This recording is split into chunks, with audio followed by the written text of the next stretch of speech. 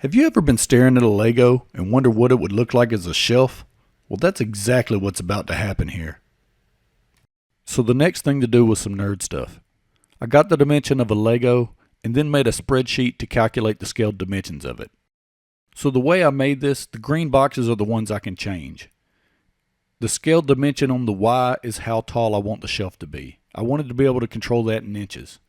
So imagine you holding a Lego block in your hand looking at it from the top.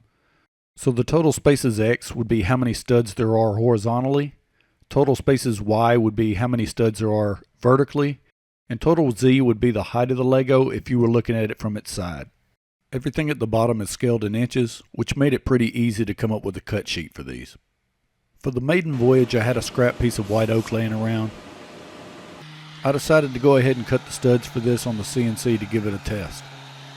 One thing I did on this, I used a 1mm bit at first and then an 1/8 inch to finish it out.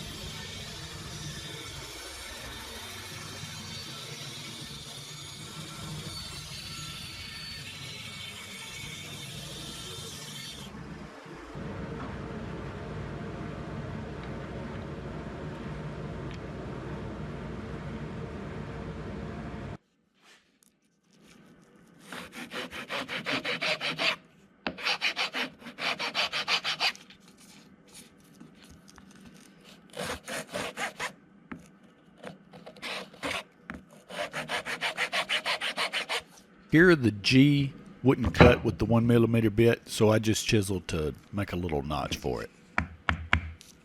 I knew in order for this to look right, the studs had to have proper spacing on the brick itself. I made this template to allow perfect spacing no matter what size the brick was. It had the little notches cut out, so if it was a 1x1 or a 2x1, you would be able to perfectly center it on that block.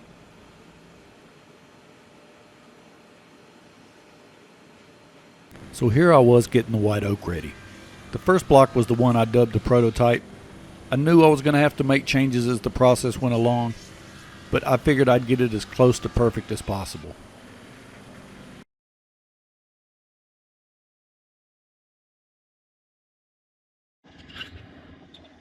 Next up to bat was marking out the dimensions. I had already decided on this that I was going to miter the sides and miter the top on. That way there would be no surface area looking like a big hunk of board glued on top of another board. It would just look like a solid Lego piece. This was something that would come back to bite me over and over. So I had this idea that I would make this 45-degree sled that fit on top of the table saw. I could leave the saw at 90 and cut these pieces. So it bounced around in my head a little while I was doing all this. And then I made this hunk of junk. This thing, yeah, it probably would work for something, but it's going to make really nice kindling. So then I tried for the second thing, just running them normal, and the tear out was absolutely gargantuan, and I just didn't like how I had to do this. So then it gave way to me making a complete different sled with a 45 and clamps and T-tracks and shields. And even though I meant to do this, I wasn't planning on doing this right now. As you can see on this, it took some collateral damage from the saw and some just being the orientation of the grain on the wood. Now here I am making some of the bigger shelves. These were going to be painted, so I didn't feel like they needed to be solid wood. I just used some 3/4 Baltic birch ply on these and went to work.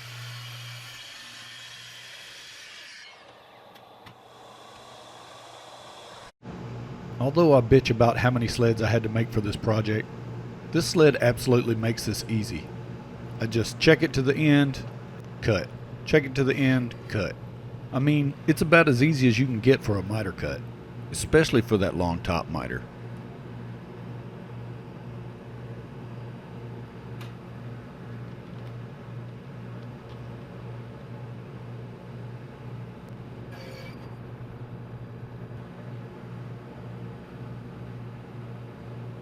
I know y'all been missing it, so how about I drop an assembly sequence for you?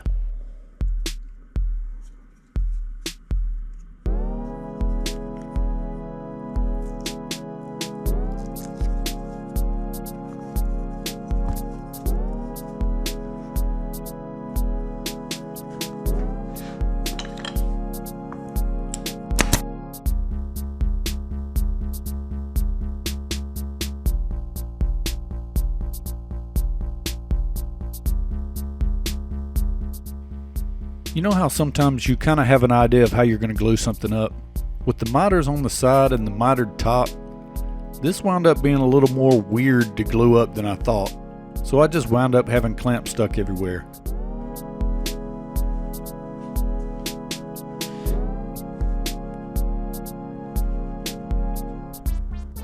During this process, because I just didn't have enough projects going on at one time trying to get this done, the Onefinity Z-axis started acting crazy. I ended up ripping the wires out of it and replacing them. Long story short, I haven't had an issue since.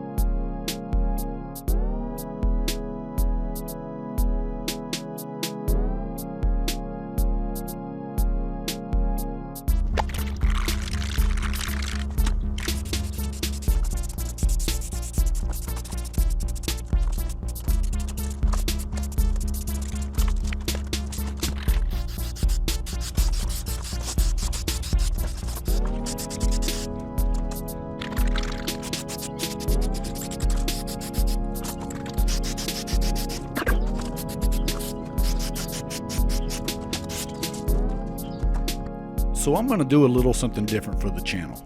We're going to shoot for 10,000 views on this video. If we reach that goal, anyone who leaves a comment leading up to that, I'm going to do a drawing for 3 viewers from the comments and send them a limited run 1x1 brick to display. If we somehow double that, I'll figure out something else to do too. So if you liked this project, then you'll probably like some of the ones coming up.